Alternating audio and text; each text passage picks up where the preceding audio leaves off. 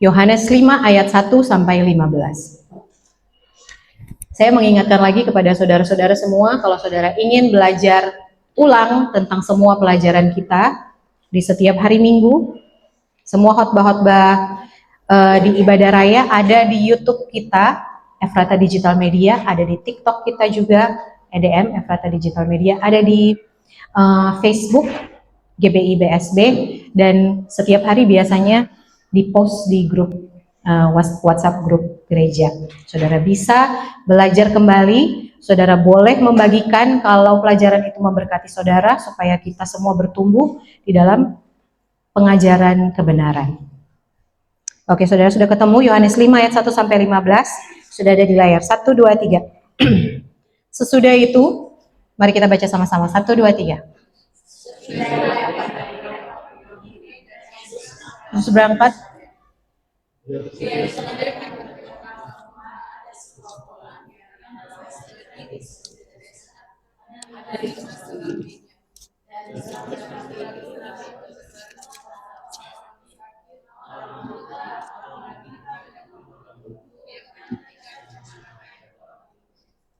Sebab sewaktu-waktu turun malaikat Tuhan ke kolam itu dan menggoncangkan air itu. Barang siapa yang terdahulu masuk ke dalamnya sesudah goncangan air itu menjadi sembuh, apapun juga penyakitnya. Di situ ada seorang yang sudah 38 tahun lamanya sakit. Ketika Yesus melihat orang itu,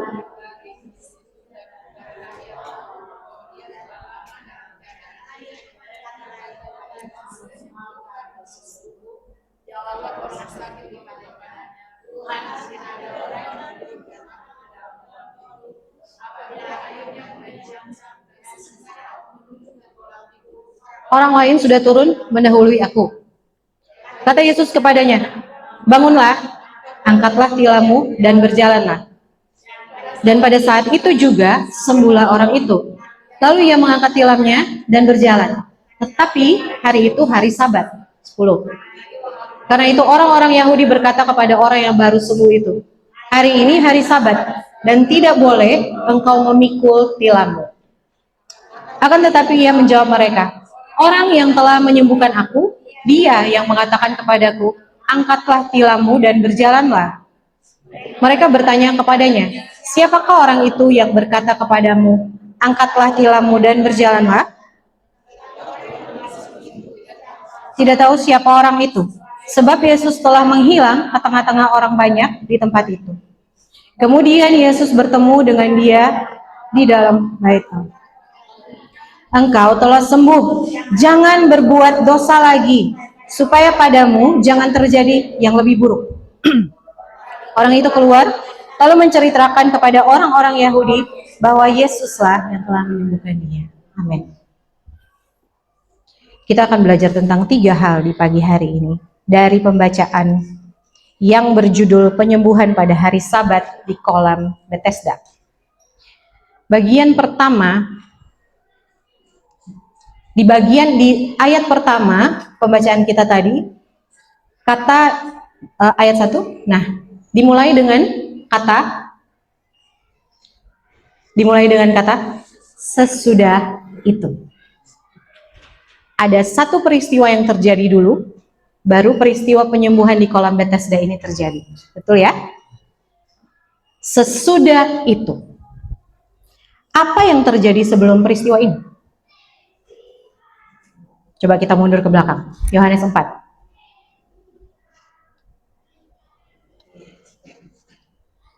Yohanes 4, 46 sampai 54. Sebelum peristiwa penyembuhan orang lumpuh di Bethesda, ada satu peristiwa yang terjadi. Makanya pasal 5 dimulai dengan sesudah itu. Oke, ayat 46. Mari baca bersama-sama. Maka Yesus kembali lagi ke Kana di Galilea, di mana ia membuat air menjadi anggur. Dan di Kapernaum ada seorang pegawai istana, anaknya sedang sakit. Ketika ia mendengar bahwa Yesus telah datang dari Yudea ke Galilea, pergilah ia kepadanya lalu meminta supaya ia datang dan menyembuhkan anaknya, sebab anaknya itu hampir mati. Maka kata Yesus kepadanya, jika kamu tidak melihat tanda dan mujizat, kamu tidak percaya. Pegawai istana itu berkata kepadanya, Tuhan, datanglah sebelum anakku mati. Kata Yesus kepadanya, pergilah, anakmu hidup. Orang itu percaya akan perkataan yang dikatakan Yesus kepadanya, lalu pergi. Ketika ia masih di tengah jalan, hamba-hambanya telah datang kepadanya dengan kabar bahwa anaknya hidup. Ia bertanya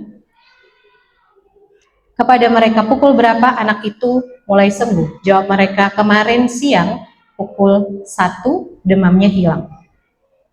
Maka teringatlah ayah itu bahwa pada saat itulah Yesus berkata kepadanya, anakmu hidup. Lalu ia pun percaya, ia dan seluruh keluarganya. Sampai di sini aja. Sebelum peristiwa penyembuhan di kolam Bethesda, ada peristiwa Yesus menyembuhkan anak seorang pegawai istana.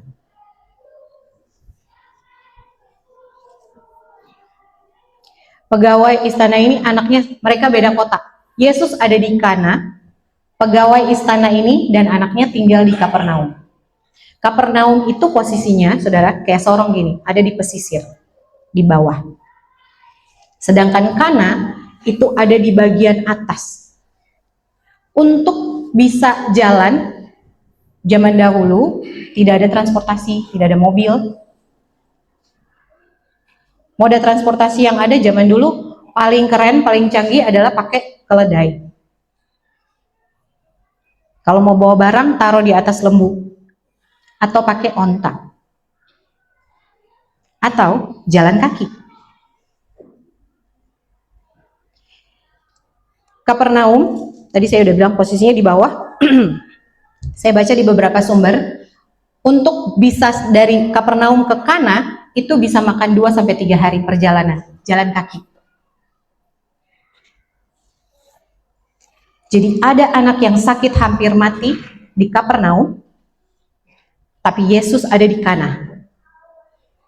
Dan jalan dari Kapernaum ke Kana itu bukan jalan rata, macam di Sorong sini kan tidak ada gunung-gunung ya, tidak kayak di Jayapura. Jalan dari Kapernaum ke Kana itu menanjak, mendaki. Anak yang sakit hampir mati ini tidak bisa pergi dari Kapernaum ke Kana, ya kan? Dia sakit, orang sakit, nggak bisa jalan 2-3 hari perjalanan jauhnya, menanjak, mendaki dengan medan yang terjal. Dia nggak bisa ke sana, tapi dia punya papa yang bisa pergi ketemu Yesus, cari Yesus. Betul ya? Yang kita baca seperti itu. Amin. Lalu waktu bapak ini sudah jalan sejauh itu dengan medan yang terjal, sampai dia bertemu Yesus, dia minta, Tuhan tolong sembuhkan anak saya. Yesus tidak langsung menyembuhkannya. Ayat 48 dikatakan, jika kamu tidak melihat tanda dan mujizat, kamu tidak percaya. Malah disindir sama Yesus. Kata kamu di situ bukan ditujukan hanya kepada bapak ini, kepada semua orang yang ada saat itu, orang Farisi dan orang-orang. Kamu itu kalau lihat baru percaya. Tapi orang ini tidak tersinggung. Pegawai istana ini tidak tersinggung, tidak dicatat dia tersinggung. Tapi dicatat bahwa dia meminta dengan sungguh-sungguh, dia merendahkan diri. Tuhan, datanglah sebelum anakku mati. Bagian pertama, kita saling membutuhkan. Bagian pertama dari pelajaran kita hari ini adalah kita saling membutuhkan.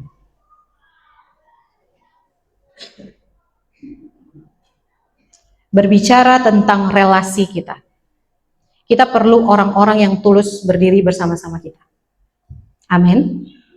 Kita perlu orang-orang yang waktu kita ada di dalam kondisi seperti anak ini yang sakit hampir mati.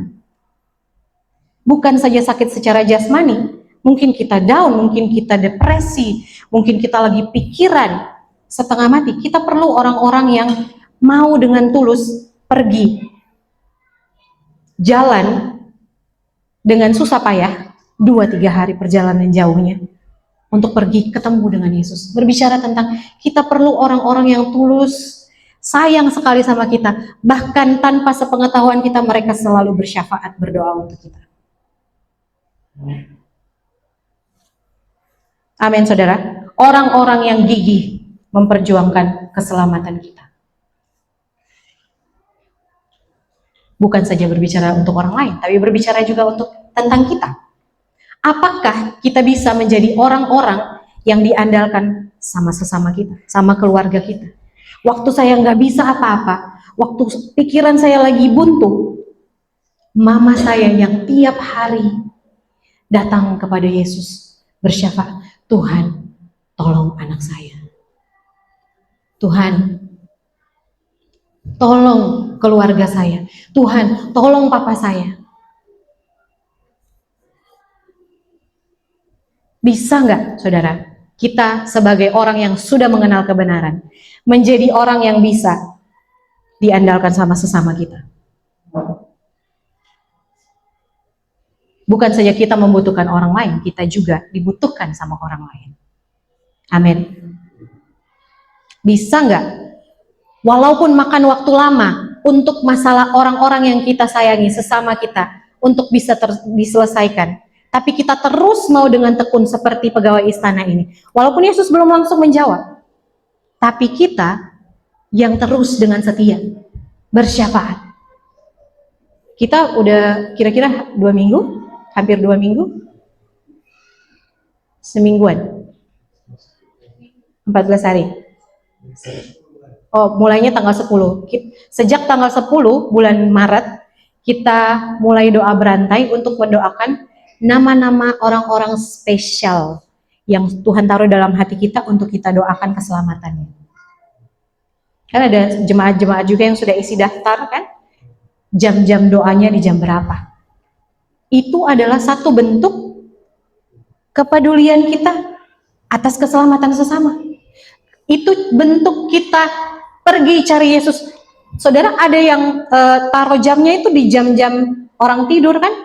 Tengah malam, jam 3, jam 4 pagi. Waktu jam kerja, sama seperti pegawai istana ini. Anaknya sakit hampir mati, dia rela jalan jauh, jalan dengan medan yang terjal untuk pergi ketemu Yesus. Amin. Itu satu bentuk kepedulian kita. Ada saudara-saudara di sini juga yang namanya ada di dalam daftar itu. Iya, saudara, betul. Saya tahu itu. Ada orang-orang yang berdoa untuk saudara. Ada orang-orang yang bersyafaat untuk saudara. Mungkin mereka tidak kasih uang, tidak kasih makanan, tapi mereka datang kepada Tuhan setiap hari di jam yang sama. Tuhan, tolong sahabat saya di gereja. Tuhan, tolong anggota kul saya di gereja. Jadi sebelum peristiwa yang tadi di pasal 5, ada peristiwa di pasal 4, di mana ada orang yang mau bersyafaat untuk orang lain. Amin, saudara.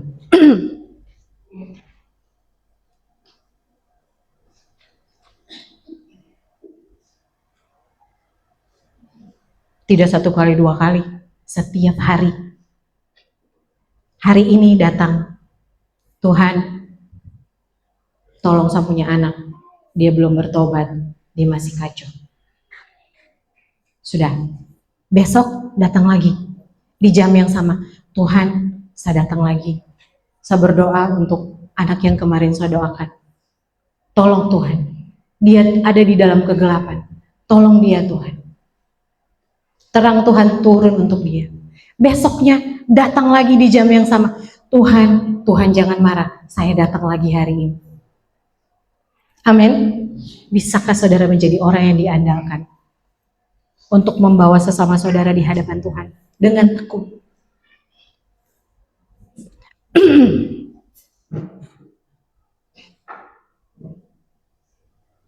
Karena doa papanya, dia sembuh. Beda tempat, doa itu bisa lewat dimensi lokasi dan waktu. Karena Tuhan itu bisa menebus waktu juga. Amin, saudara. Tuhan itu bahkan bisa mempercepat waktu juga. Tuhan itu ada di luar waktu karena Dia yang menciptakan waktu. Bahkan Tuhan bisa menjadikan apa yang harusnya makan waktu 30 tahun, 3 hari bisa terjadi. Kalau kita tekun berdoa, tekun berdoa, tekun berdoa, tekun bersyafaat. Amin. Kita saling membutuhkan. Tapi kita masuk ke peristiwa di pasal 5. Sesudah itu, sesudah ada apa yang bersyafaat untuk anaknya, ada kejadian, satu orang sudah 38 tahun ada di kolam Bethesda menunggu untuk disembuhkan. Tapi dia bilang dia nggak punya siapapun. Betul ya? Tadi kita baca. Kenapa dia ada di situ 38 tahun? Waktu Yesus tanya, mari kita baca di ayat mulai ayat 6. Ayat 6 dan ayat 7. 1, 2, 3.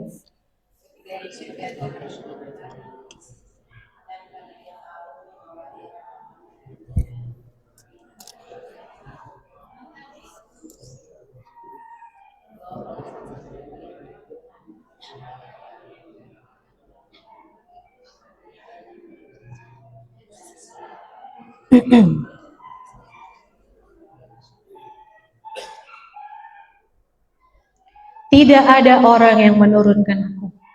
Dia nggak punya siapa-siapa di situ.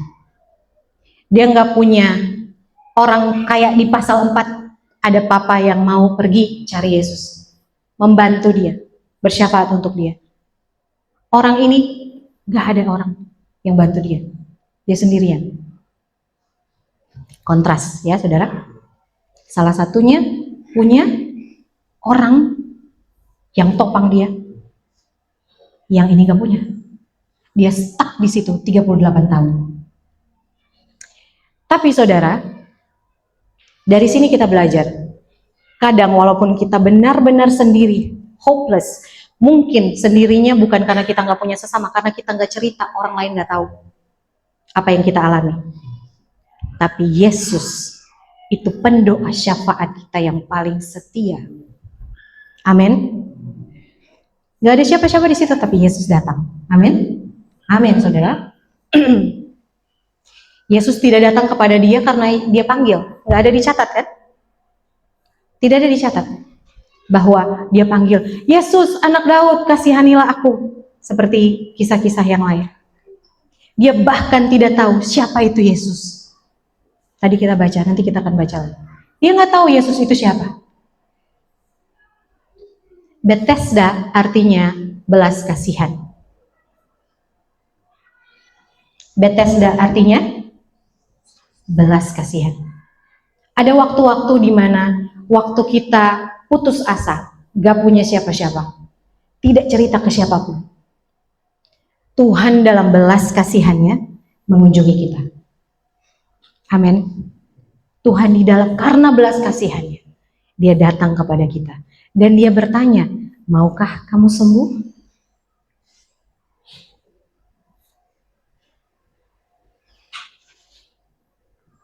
Orang ini bilang nggak ada yang bantu saya, karena di situ dicatat yang ada di situ orang-orang sakit yang ada di situ, saudara. Ada satu sumber yang saya baca kira-kira yang orang sakit yang ada di situ tuh beberapa ribu orang.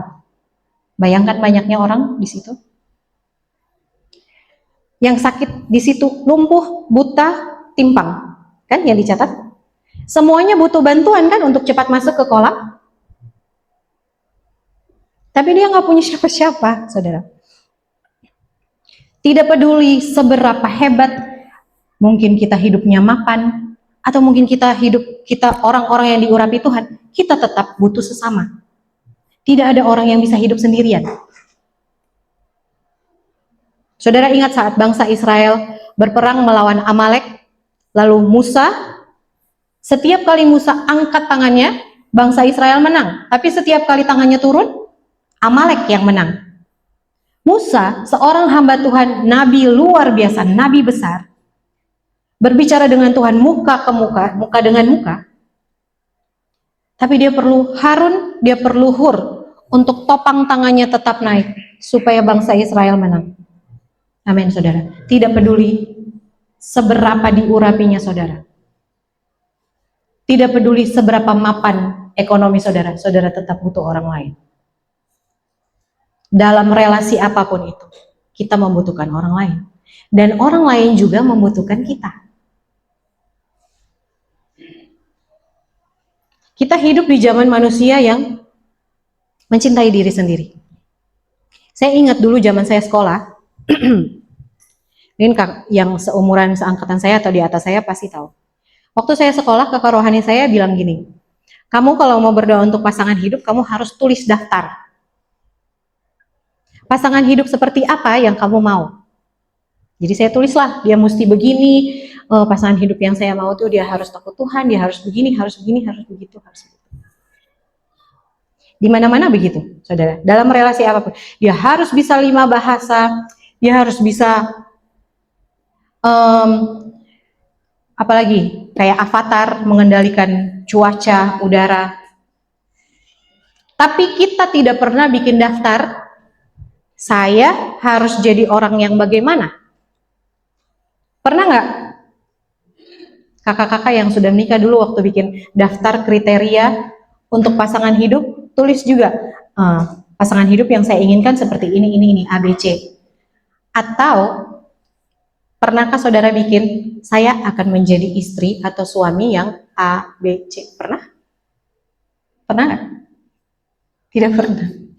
Orang cari teman, cari menantu, cari rekan, semuanya menuntut orang lain untuk kamu harus memenuhi kriteria A, B, C, D. Tapi tidak pernah bikin list, bikin daftar untuk dirinya sendiri. Saya harus jadi karyawan yang setia, yang jujur. Saya harus jadi karyawan yang B, C, D. Saya harus jadi istri yang bijaksana mengatur uang, pintar mengelola uang. Saya harus menjadi istri yang bersukacita melayani suami. Saya harus menjadi mama yang mengajar anaknya dengan kasih sayang. Pernah nggak saudara bikin daftar seperti itu? Saya belum pernah. Tapi kita disadarkan dari sini, bukan saja kita menuntut orang lain, tapi kita harus menjadikan diri kita sesuai dengan apa yang Tuhan ciptakan untuk orang lain, untuk menjawab kebutuhan-kebutuhan orang lain, sesama kita. Karena kerajaan Tuhan tidak berpusat kepada diri sendiri. Makanya doa Bapa kami, namanya doa Bapa kami. Amin? Bukan doa Bapa aku. Karena kerajaan surga adalah kami. Makanya Yesus memerintahkan kepada kita, orang yang sudah menerima keselamatan, kamu sudah terima, sudah selamat, sudah cukup sampai situ? Tidak. Kita udah selamat, pergi. Bawa keselamatan untuk orang lain. Amin. Kita harus ingat, meneladani Yesus. Jangan sampai ada orang sesama kita merasa dia nggak punya siapa-siapa.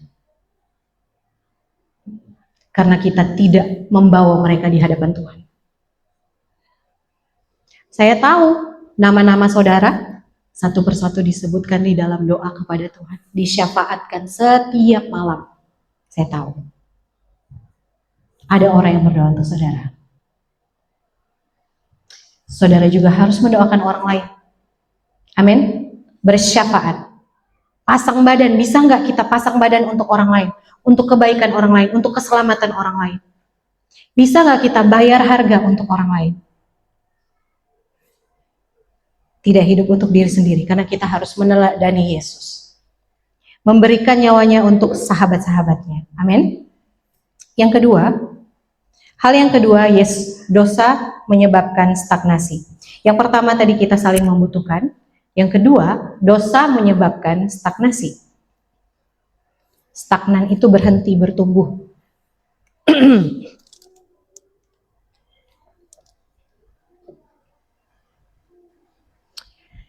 Yesus itu anak Allah, dia udah lihat. Dia hidup, tadi saya bilang, dia hidup di luar waktu. Dia ada di luar waktu. Karena dia yang menciptakan waktu. Dia sudah lihat orang ini masa lalunya, masa kininya, dan masa depannya.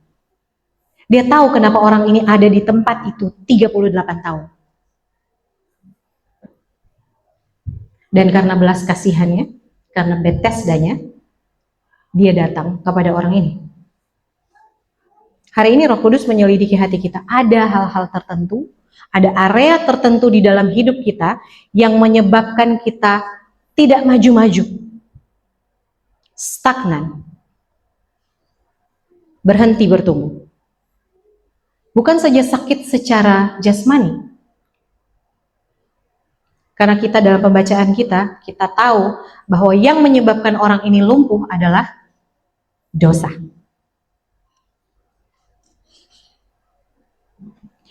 Mungkin ada dosa tertentu yang sudah lama mengikat kita, yang menyebabkan kita nggak bisa maju-maju. Mungkin kebiasaan buruk yang mengikat kita, yang tidak bisa kita lepaskan. Atau mungkin kita sudah terlalu lama bikin alasan. Ayo melayani. Aduh, saya kerja biasanya pulang sore jadi.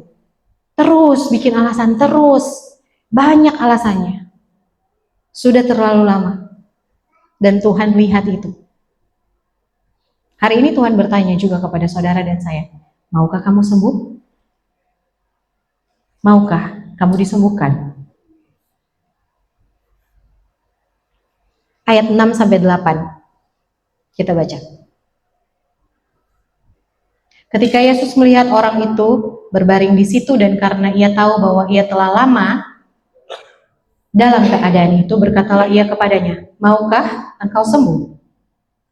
Jawab orang sakit itu kepadanya, Tuhan, tidak ada orang yang menurunkan aku ke dalam kolam itu apabila airnya mulai goncang. Dan sementara aku menuju ke kolam itu, orang lain sudah turun mendahului aku. Dia nggak tahu siapa Yesus. Ayat 8-nya, ayat 13-nya kita baca.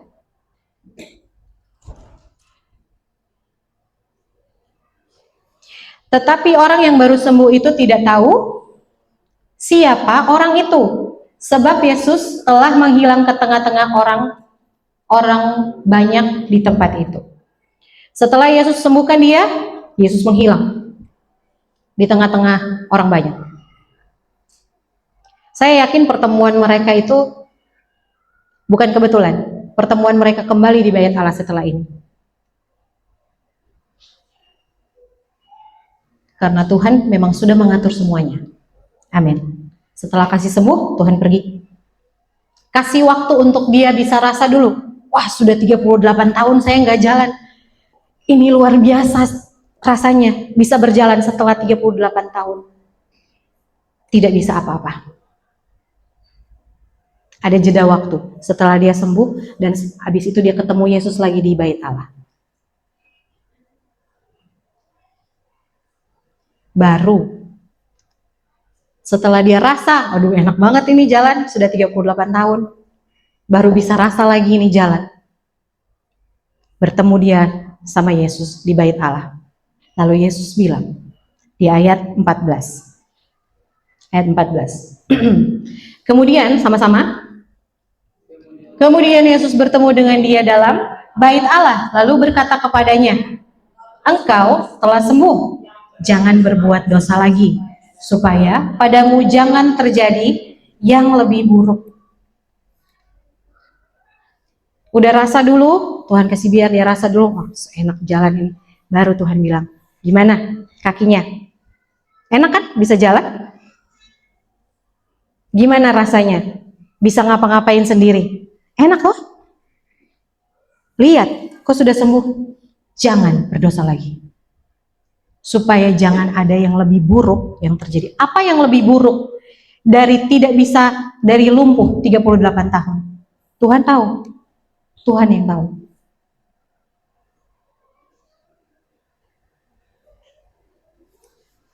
Yang membuka pintu untuk penyakit orang ini terjadi adalah dosa. Yang membuat dia tetap terbelenggu selama 38 tahun adalah dosa. Yang membuka pintu untuk sesuatu yang lebih buruk nanti bisa terjadi lagi adalah dosa. Yesus tidak hanya menyembuhkan dia, Yesus mau dia bertobat. Hari ini kita juga belajar hal yang sama. Yesus tidak hanya menyembuhkan penyakit kita, menyelesaikan masalah kita. Kalau itu terjadi karena dosa, Yesus mau hari ini bertobat. Amin. Lihat, kamu sudah baik, kamu sudah sembuh, jangan berbuat dosa lagi. Kita belajar dosa artinya melenceng dari sasaran. Penyakit jasmaninya orang ini adalah manifestasi atau akibat dari dosa, dari masalah rohani. Dan ada hal-hal yang kita alami secara jasmani, mau itu penyakit atau masalah yang terjadi karena sumbernya ada di masalah rohani. Karena sumbernya adalah dosa.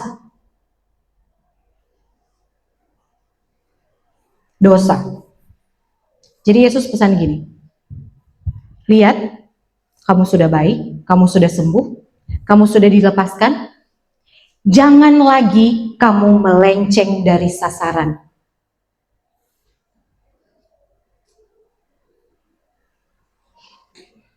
Lihat, keadaanmu sudah dipulihkan, jangan lagi kamu melenceng dari sasaran.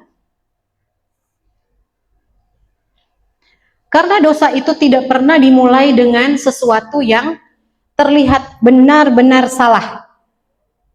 Amin.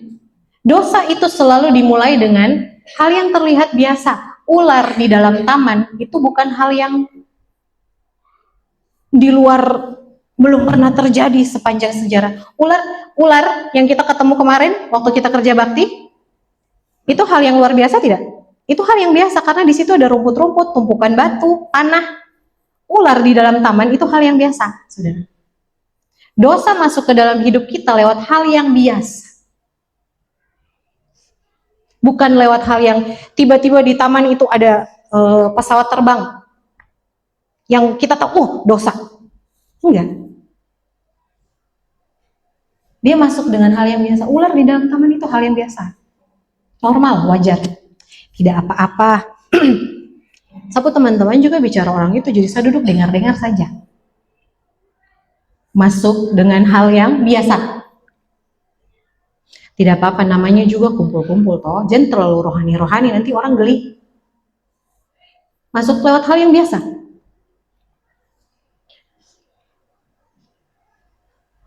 Jangan terlalu firman Tuhan, nanti orang terlalu mau bergaul dan kok. Karena lewat dengan datang masuk ke dalam hidup kita dengan hal-hal yang biasa. Ayo kita kumpul malam ini di mana? Di SMC misalnya. Baru ada kah? Baru ada. Nah, itu anak-anak cowok udah tahu tuh maksudnya.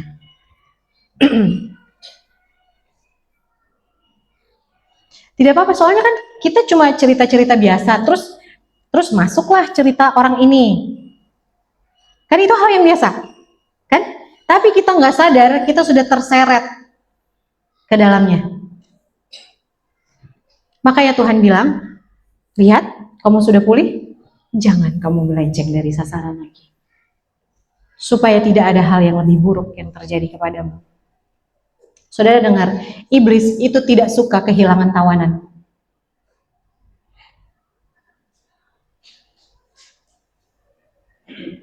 Kalau kita dulu pernah ditawan, saudara pikir kita nggak jadi sasaran lagi? Justru kita jadi sasaran empuk. Orang-orang yang sudah tahu kebenaran. Kita yang iblis akan bikin strategi yang jitu untuk menjatuhkan kita setiap saat. Dia sangat rajin sekali untuk susun strategi supaya kita jatuh.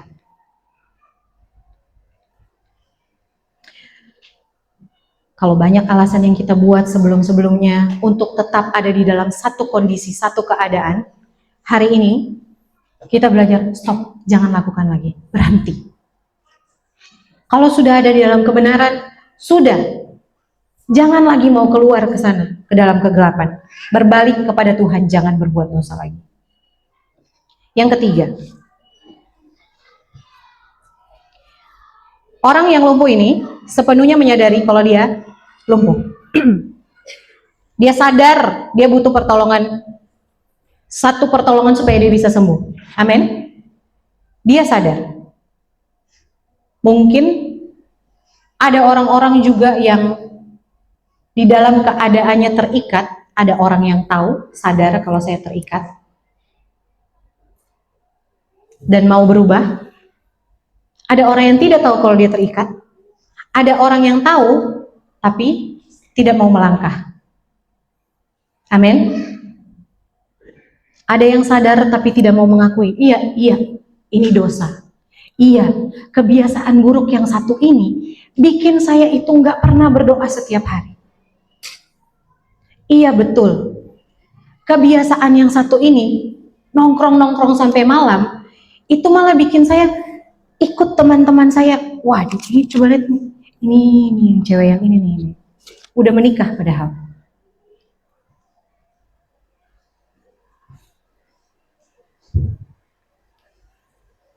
Orang lumpuh itu ingin disembuhkan, dia sadar dia perlu kesembuhan, tapi dia mau tunggu air itu digoncangkan, air kolam itu digoncangkan malaikat, ya, betul ya? Berharap malaikat menggoncangkan itu, baru dia bisa turun. Ini juga pemikiran banyak orang, saudara. Ada, saya tahu beberapa orang yang mau melangkah, tahu dia berdosa, sadar dia ada di dalam, dia seorang tawanan, sadar dia mau berubah, tapi dia tunggu air itu digoncangkan. Itu adalah orang-orang yang menunggu sesuatu, yang tunggu emosi-emosi yang besar, yang unik, tunggu dapat penglihatan dulu, tunggu Tuhan bicara dulu, tunggu 31 malam, pokoknya tunggu sesuatu, tunggu momen spesial. Ada banyak orang-orang seperti itu, mau berubah tapi ya, nah tunggu dulu, kayak iya nanti. Mereka seperti orang ini, terima nasihat Alkitab, terima firman Tuhan, menjalankan ritual-ritual keagamaan. Orang duduk di situ itu karena sudah ada, bilangnya apa ya? Karena semua orang tahu ada kejadian di mana air itu digoncangkan. Jadi mereka melaksanakan tata cara hidup dalam ini seperti orang-orang yang hidup di dalam ritual-ritual keagamaan. Rajin ke gereja, tapi tidak mau ambil keputusan melangkah, saya mau ikut Yesus, serahkan hidup untuk Tuhan. Menunggu momen spesial. Ini orang-orang yang saya tahu ada, mungkin ini saya nggak tahu ini budaya atau bukan. Ada beberapa orang di budaya kami itu, kalau punya satu pergumulan yang berat, harus berdoa kepada Tuhan itu jam 12 malam. Dan berdoa jam 12 malam harus di gereja. Ritual. Mungkin ada budaya di budaya-budaya saudara juga seperti itu. Tapi saya tahu ada orang yang kita sudah duduk, sudah mau siap-siap tidur, loh, si X mana? Lihat jam 12, dia pasti ada di gereja. Bergumul untuk pergumulannya. Tapi tidak mau melangkah. Ambil keputusan untuk ikut Tuhan, serahkan hidup untuk Yesus sungguh-sungguh. Menunggu supaya seperti Tuhan menampakkan diri untuk Samuel. Tunggu kejadian-kejadian seperti yang ada viral-viral itu. Pengen yang viral. Tunggu penampakan, kayak kemarin di takbiran ya. Tunggu penampakan baru mau bertobat. Tunggu dipanggil dulu kayak Samuel. Tunggu dipanggil dulu. Jackie. Ini aku Tuhan. Tanggalkan kasutmu karena tempat di mana engkau berdiri adalah kudus. Mau tunggu begitu dulu. Kita tidak menyangkal, saudara, bahwa ada Tuhan menyatakan diri kepada beberapa orang dengan cara-cara seperti itu. Amin. Itu pernah terjadi, juga sedang terjadi, dan pasti akan terjadi lagi. Tapi, saudara, tidak selamanya Tuhan berbicara kepada kita lewat cara-cara demikian. Setiap minggu, cuma hari Minggu, belum termasuk hari-hari lain. di mana firman terus diberitakan, terus diberitakan, terus diberitakan. Tapi dianggap sepele. Tunggu, Tuhan belum panggil saya. Mau dipanggil sekali nanti ke surga, gimana? Kan repot. Rest in peace nanti.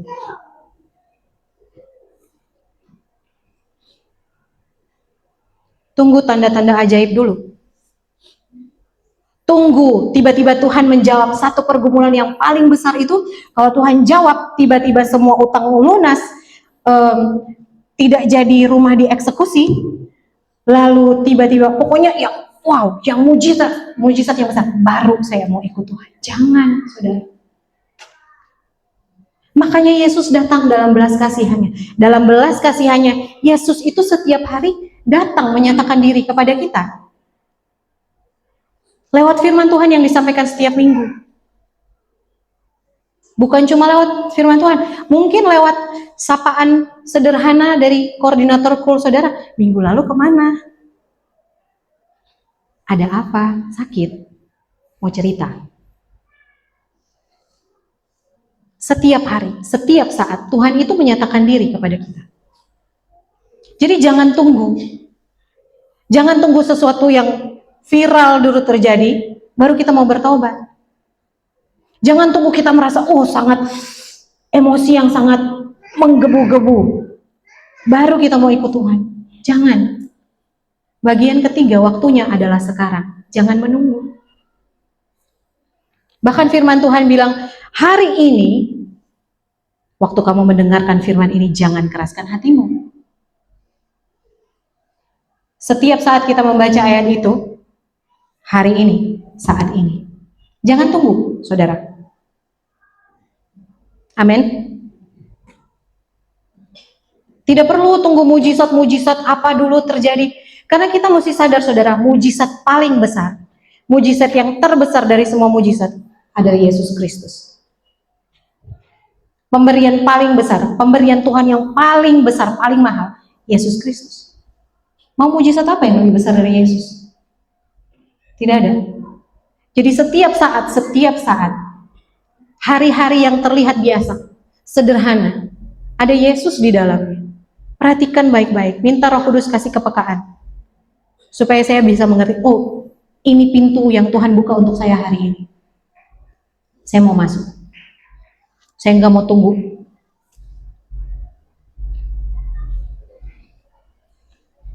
Yesusnya ada, seperti di kejadian ini. Yesus ada tapi tidak dikenali. Yesus ada di dalam pemberitaan firman. Yesus ada di dalam pertemuan-pertemuan saudara dengan saudara seiman. Dalam percakapan-percakapan saudara yang simpel. Tapi suka dianggap lalu biasa saja. Ada Yesus di sana. Ada Yesus di sana, buka tangan, mengundang saudara. Mau sembuh? Mau sembuh? Gak perlu tunggu kejadian-kejadian itu. Si pembuat mujizatnya ada, saudara. Bapak Ibu yang masih ada ganjalan apapun dalam hati, yang menunggu waktu baik, tunggu hari baik, baru kita mau selesaikan masalah ini. Baku tahan terus, tunggu pihak sana dulu yang mulai, tunggu dia dulu yang bicara duluan. Sementara dia di sana keras hati, berarti kan tunggu guncangan ya, seperti air itu diguncangkan. Tahan lama-lama konflik, jangan tunggu. Itu mengikat saudara, gak bisa maju-maju, stuck di tempat itu. Hari ini kita bikin keputusan, saudara. Apapun yang mengikat kita selama ini, yang sudah lama sekali saya ada di dalamnya, saya nggak bisa keluar-keluar. Jangan tunggu satu mujizat besar untuk terjadi. Yesus udah kasih undangan ini, mau sembuh nggak?